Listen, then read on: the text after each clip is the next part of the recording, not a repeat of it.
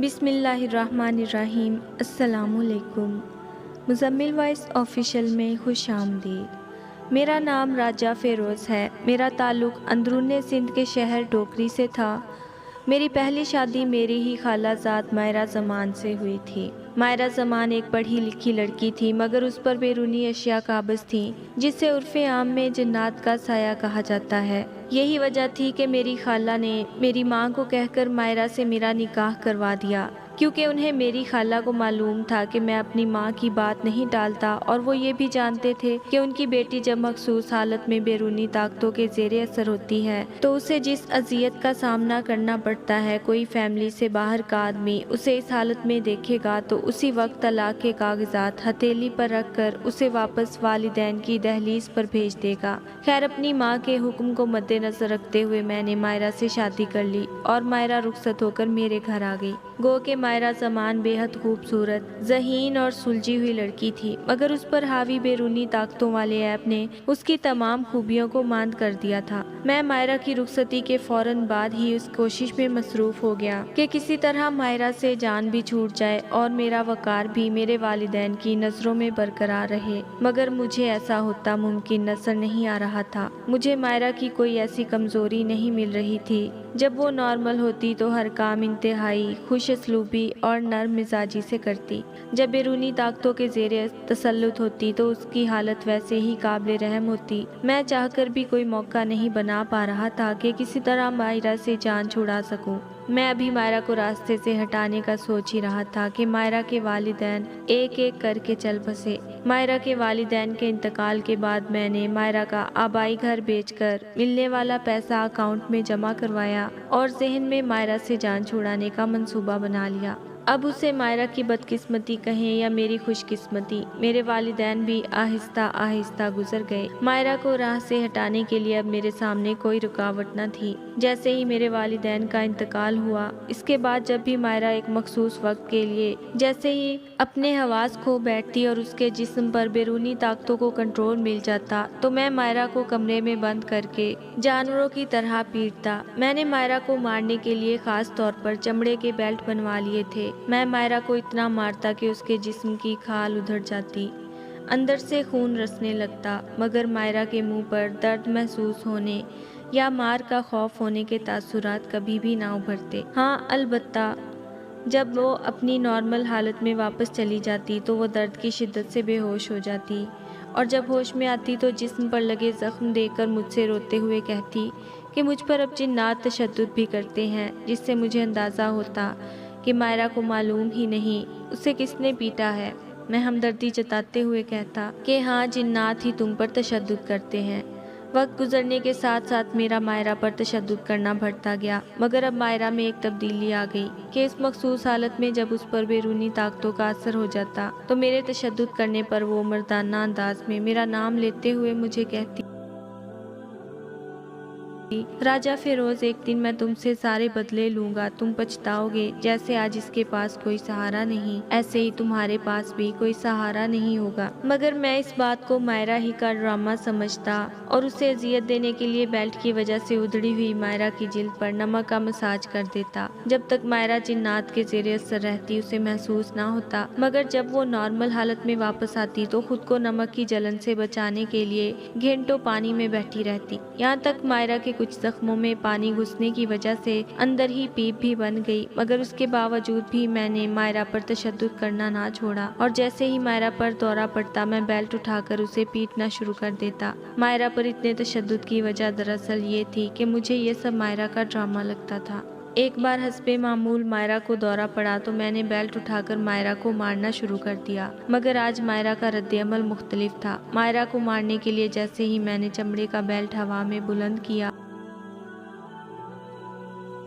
تو ماہرہ نے ایک ہاتھ سے بیلٹ کو پکڑ کر دوسرے ہاتھ سے میرے منہ پر تھپڑ دے مارا۔ مجھے تھپڑ اتنی زور کا پڑا کہ میرے ہاتھ سے بیلٹ چھوٹ گیا اور میں پیچھے دیوار میں جا لگا۔ میرا سر دیوار سے ٹکرانے کی وجہ سے پھٹ گیا۔ میں غصے میں اٹھا، باہر سے ڈنڈا اٹھا کر ماہرہ کے سر میں مارا تو ماہرہ زمین پر گر گئی۔ میں نے ماہرہ کی بائیں ٹانگ پر ڈنڈے برسانا شروع کر دیے، یہاں تک کہ ماہرہ کی بائیں ٹانگ کی گھٹنے سے لے کر پاؤں تک کی ہڈی जगह जगह से टूटकर बिल्कुल चूर हो गई। जो ही मायरा अपने हवास में वापस आई तो दर्द की शिद्दत से बेहोश हो गई। मैं मायरा को उठाकर अस्पताल ले गया। डॉक्टर ने मायरा के सर पर पट्टी कर दी, मगर मायरा की टांग के मुतालिक डॉक्टर ने बताया कि ये टांग अब काटनी पड़ेगी। यूँ मेरी और मायरा की मर्जी से टांग काट दी गई। जितना अरसा मायरा अस्पताल और बिस्तर पर रही, मायरा पर बैरूनी अशा का कोई असर ना आया। मगर जो ही मायरा की हालत बेहतर हो गई तो उसकी पुरानी रूटीन वापस आ गई। अब चूंकि मायरा अपाहज हो चुकी थी तो मैंने मायरा से जान छुड़ाने का सोचा। मायरा को इलाज के नाम पर एक आमिल के हवाले किया और उसे कुछ पैसे दिए कि मायरा को इलाज के नाम पर कत्ल कर देना। उस आमिल ने मायरा को अपनी हवस का निशाना बनाने के बाद कत्ल कर दिया और लाश को जला दिया। गांव के लोगों ने मायरा के मुतालिक मुझसे पूछा तो मैंने बताया कि मायरा को पागल खाने में दाखिल करवा दिया। डॉक्टर कहते हैं उसका दिमागी तवाज़ुन ख़राब है। मायरा की मौत के बाद मैंने दूसरी शादी कर ली। शादी के बाद वक्त हंसी खुशी गुजरने लगा। मैं मायरा के किस्से को भूल गया। मेरी दूसरी शादी के 3 साल बाद मेरे घर बेटे की पैदाइश हुई। जब मेरा बेटा 5 साल का था तो मुझे किसी वक्त अपनी बीवी बिल्कुल मायरा की तरह नजर आने लगती। पहले तो मैं इसे अपना वहम गर्दानता रहा। इस तरह कोई 3-4 साल का वक्त बीत गया, मगर फिर हालत और भी ख़राब हो गई।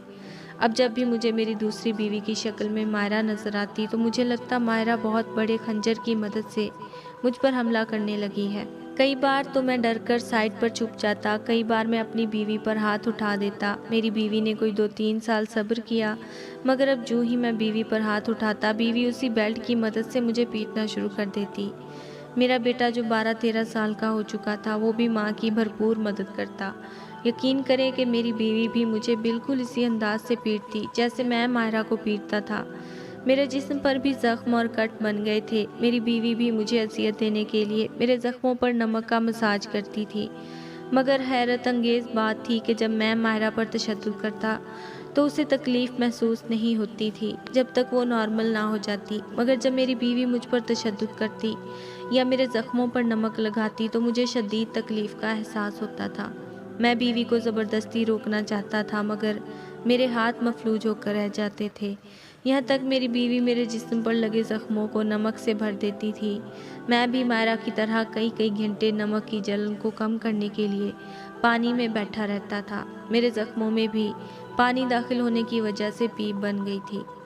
एक बार मेरी बीवी का भाई मौजूद था कि मेरा जिस्म बैरूनी क़ुव्वतों के ज़ेरे असर चला गया। मैं अपने हवास खो बैठा और अपनी बीवी के मुंह पर उसके भाई के सामने चमड़े का बेल्ट दे मारा। बेल्ट मारने के फ़ौरन बाद मेरे हाथ मफलूज हो गए। मेरी बीवी ने मेरे हाथ से बेल्ट छीनकर मुझे पीटना शुरू कर दिया, जबकि मेरी बीवी के भाई ने मेरे बेटे के साथ मिलकर मुझे ज़मीन पर गिराया और मेरी टांगों पर डंडे मार मार कर मेरी दोनों टांगें तोड़ दी। मेरी टांगें तोड़ने के बाद मुझे भी मेरे बेटे और मेरी बीवी के भाई ने एक जाली आमर के दरबार पर पहुंचा दिया। जाली आमर ने मेरी टूटी हुई टांगों में ही भारी संगल डालकर मुझे बाकी कैदियों के साथ कैद कर दिया। मैं कुछ अर्सा वहाँ कैद रहा, फिर मुझ पर तकदीर को रहम आ गया। वहाँ कानून नाफिज करने वाले इदारों ने ऑपरेशन किया, तमाम लोगों को उनके वर्सा या फलाही इदारे के हवाले किया। मुझे भी मेरी मर्ज़ी से फलाही इदारे के हवाले कर दिया गया,